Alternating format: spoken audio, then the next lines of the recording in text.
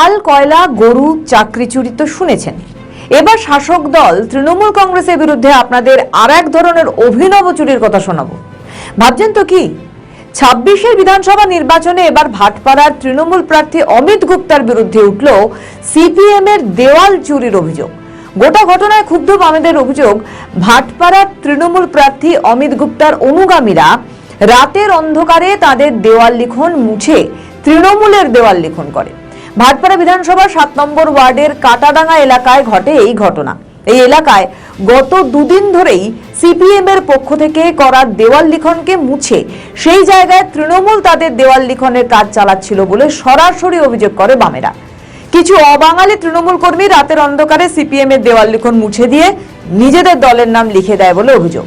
গোটা বিষয়ে ভাটপাড়ার তৃণমূল প্রার্থী অমিত গুপ্তাকে বামেদের তরফ থেকে নিশানা করা হয়। গোটা বিষয়টি নির্বাচন কমিশনকে জানানো হয় বামেদের তরফে, যদিও তৃণমূলের পক্ষ থেকে বিষয়টিকে অস্বীকার করা হয়েছে। তৃণমূল প্রার্থী অমিত গুপ্তার বিরুদ্ধে অতীতেও রাজনৈতিক ও প্রশাসনিক স্তরে বেশ কিছু অভিযোগ তোলা হয় বিরোধীদের তরফে।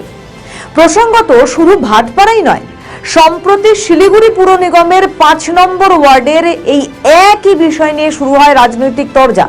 চলতি বছরের ফেব্রুয়ারি মাসে স্থানীয় আইস ফ্যাক্টরি রোড এলাকায় বামেদের পক্ষ থেকে করা দেওয়াল লিখন মুছে দেওয়ার অভিযোগ তোলা হয় তৃণমূলের বিরুদ্ধে।